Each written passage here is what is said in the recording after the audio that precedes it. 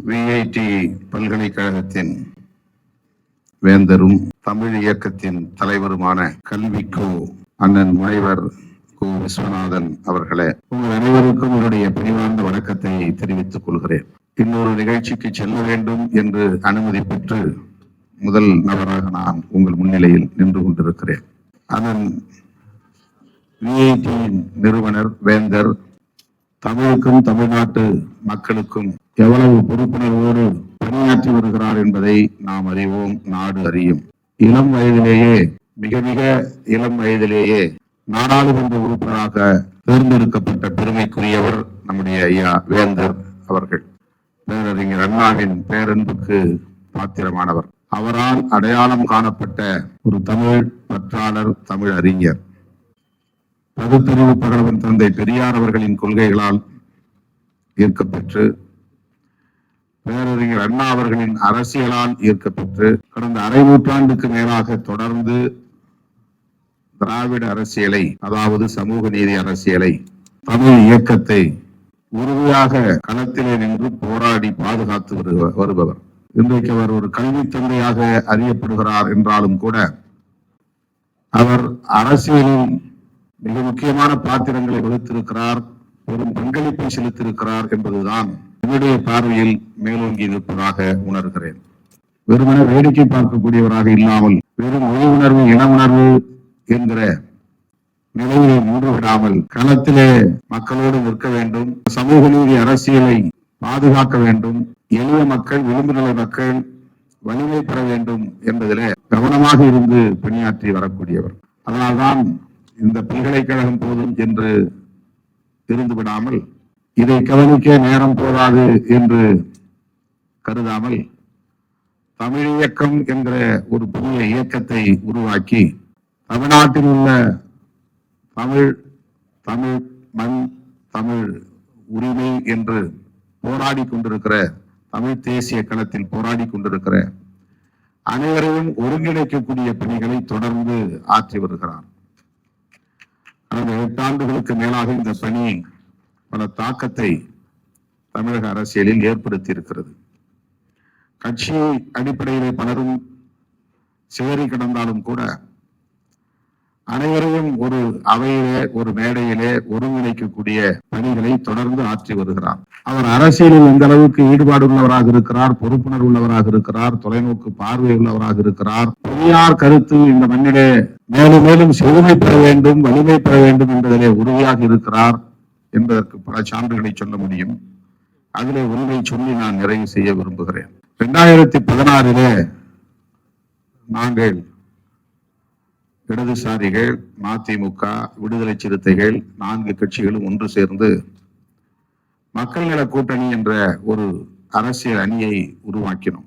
அந்த மக்கள் நல கூட்டணி 3வது அணி என்கிற அடையாளத்தோடு தேர்தல் களத்தை சந்தித்தது. இந்த 4 கட்சிகளுக்கு பிறகு அதில் கேப்டன் விஜயகாந்த் அவர்களும் வந்து சேர்ந்தார், அண்ணன் GK வாசன் அவர்களும் வந்து சேர்ந்தார். இது கருக்கொண்ட உடனேயே, உருக்கொண்ட உடனேயே அண்ணன் அவர்கள் என்னை ஒரு நாள் அழைத்து நெடுநேரம் பேசிக் கொண்டிருந்தார். தமிழக அரசியல் சூழலை ஆய்வு நோக்கில் கருத்துக்களை பகிர்ந்து கொண்டார். தமிழ்நாட்டிலே பெரியாருடைய அரசியலுக்கு எதிராக, இங்கே சமூக நீதி அரசியலுக்கு எதிராக இங்கே சிலர் காலூன்ற பார்க்கிறார்கள்.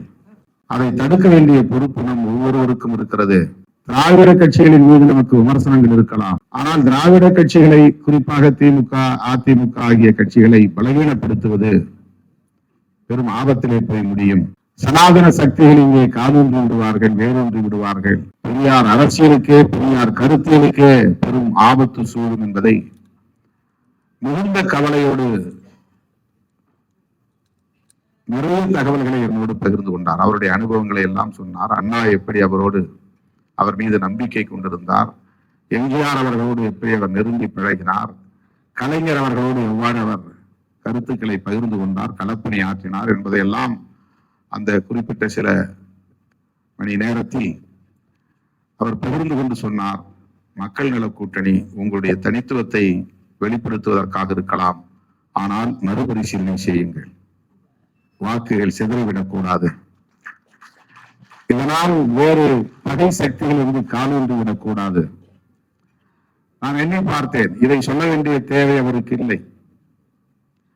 அவர் திமுகவுக்கோ அதிமுகவுக்கோ நெருக்கமானவர் என்று சொன்னாலும் அவர்களுக்காக பணியாற்றக்கூடியவர் என்று, அரசியல் ரீதியாக பணியாற்றக்கூடியவர் என்று சொல்ல முடியாது. எல்லோரும் தெரியும், எல்லா தலைவர்களும் அவருக்கு நெருக்கம்தான். ஆனால் அப்படிப்பட்ட அந்த புரிதலில் இருந்து அவர் சொல்லவில்லை.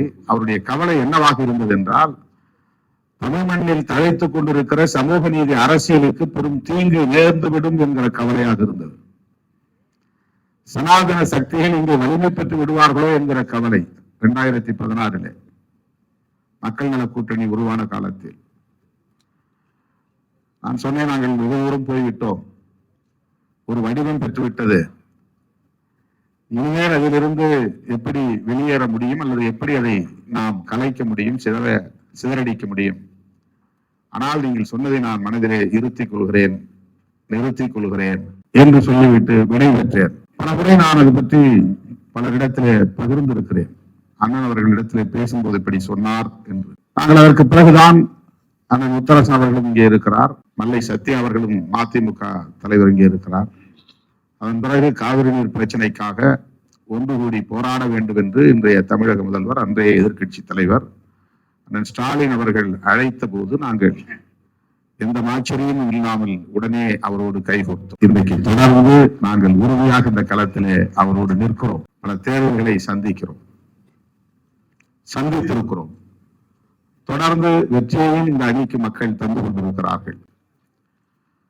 ஆக அவருடைய அரசியல் என்பது பெரியார் அரசியலில் இருந்து தொடங்குகிறது, பேரறிஞர் அண்ணா வழியில் தொடங்கி பயணிக்கிறது.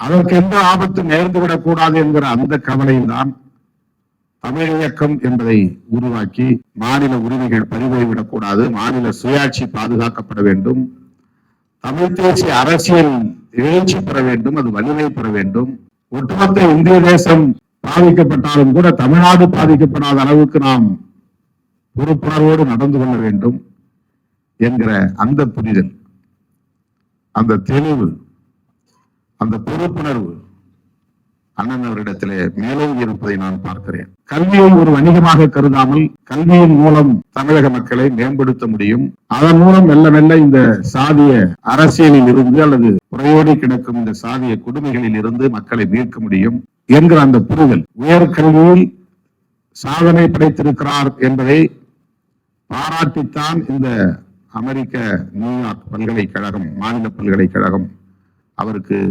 மதிப்புறு முனைவர் ஆனரரி டாக்டரேட், கௌரவ டாக்டர் பட்டத்தை வழங்கி இருக்கிறது. இந்தியாவிலேயே தமிழ்நாடு உயர்கல்வியில் சிறந்து விளங்குகிறது. தேசிய சராசரி 27% தான். வளர்ந்த மாநிலம் என்று சொல்லிக் கொள்ளக்கூடிய அல்லது பெரிய மாநிலம் என்று சொல்லிக் கொள்ளக்கூடிய உத்தரப்பிரதேசம், மகாராஷ்டிரம், மத்திய பிரதேசம், குஜராத் போன்ற மாநிலங்கள் எல்லாம் தேசிய சராசரிக்கு கீழே இருக்கிறது, 27% கீழே இருக்கிறது. ஆனால் தமிழ்நாடு தேசிய சராசரியை தாண்டி 49 விழுக்காடு உயர்கல்வியிலே நாம் சிறந்து விளங்குகிறோம். இதை ஒரு அரசு மட்டுமே செய்து முடிக்க முடியாது. விஐடி போன்ற தனியார் பல்கலைக்கழகங்களும் சேர்ந்து இந்த சாதனையை படைத்திருக்கிறது என்பதுதான் நாம் ஒப்புக்கொள்ள வேண்டிய உண்மை. ஆகவே இன்றைக்கு உலக நாடுகளில் இருந்து, பல்வேறு நாடுகளில் இருந்து தமிழ்நாட்டுக்கு படிக்க வருகிறார்கள். ஒரு காலத்திலே எல்லோரும் வெளிநாட்டுக்கு போய் படிக்க வேண்டும் என்ற மோகத்தில் இருந்த நிலை மாறி இன்றைக்கு தமிழ்நாட்டுக்கு வர வேண்டும், அதுவும் விஐடி பல்கலைக்கழகத்திலே படிக்க வேண்டும் என்று ஆசைப்படக்கூடிய அளவுக்கு கல்வி தரத்தை உலக தரத்துக்கு உயர்த்தி இருக்கிறார் அண்ணன் நம்முடைய கல்விக்கோ அவர்கள். அதனால்தான் அவருக்கு இந்த சிறப்பு பட்டம், மதிப்புறு முனைவர் பட்டம். இதுபோல பல பட்டங்களுக்கு தகுதியானவர். தமிழ்நாட்டில் அவரை நாம் இது போன்ற பட்டங்களை தெரிந்து பாராட்டி இருக்க வேண்டும். ஆனால் அவருக்கு அமெரிக்காவிலே இந்த சிறப்பை செய்திருக்கிறார்கள். அமெரிக்க அறிஞர்களுக்கு தெரிகிறது அண்ணன் விஐடி வேந்தர் விஸ்வநாதன் அவர்களின் அருமை, அவருடைய சாதனை. இந்த பட்டத்தை வழங்கிய நியூயார்க் மாநில பல்கலைக்கழகத்திற்கு தமிழ் மக்களின் சார்பில் நெஞ்சார்ந்த நன்றியை நாம் உரித்தாக்குகிறோம். அண்ணன் அவர்கள் கல்வித்தளத்தில் ஆற்றி வருகிற பணிகள் பாராட்டுக்குரியவை, போற்றுவதற்குரியவை என்றாலும் தமிழுக்காகவும் தமிழ் மக்களுக்காகவும் தமிழ் நாட்டுக்காகவும் அவர் ஆற்றி வருகிற பணிகள் இன்னும் சிறப்புக்குரியது. அது மென்மேலும் தொடர வேண்டும். அவர் எங்களை போன்ற இளைய தலைமுறையினரை அவருக்கு நாங்கள் இளைய தலைமுறையினர், எங்களை போன்ற இளைய தலைமுறையினரை அவர் சரியான திசையில் வழிகாட்டி வழிநடத்தி வருகிறார் என்பதை பெருமையோடு நான் சொல்ல கடமைப்பட்டிருக்கிறேன். விடுதலை சிறுத்தைகள் கட்சி தமிழ் தேசிய அரசியலில் மிகுந்த ஈடுபாடுள்ள ஒரு இயக்கம் என்பதால் தமிழ் இயக்கம் தொடங்குகிற போதே அந்த நிகழ்வில் என்னையும் அழைத்து சிறப்பு செய்தவர் அண்ணன் விஸ்வநாதன் அவர்கள். அதற்காக நான் இந்த நேரத்தில் நன்றி சொல்ல கடமைப்பட்டிருக்கிறேன். இப்படி ஒரு இயக்கத்தை தொடங்க போகிறேன், அந்த விழாவை நீயும் கலந்து கொள்ள வேண்டும் என்று என்னை அழைத்து சிறப்பு செய்தவர் என்பதை நன்றி உணர்வோடு இங்கே பதிவு செய்து, அவர் முன்னெடுக்கக்கூடிய அனைத்து முயற்சிகளுக்கும் விடுதலை சிறுத்தைகள் கட்சி உற்ற துணையாக இருக்கும் என்பதை சொல்லி, அவர்கள் லட்சக்கணக்கான விடுதலை சிறுத்தைகளின் சார்பில் நெஞ்சார பாராட்டி வாழ்த்தி இந்த வாய்ப்புக்கு நன்றி கூறி முடிக்கிறேன். நன்றி, வணக்கம்.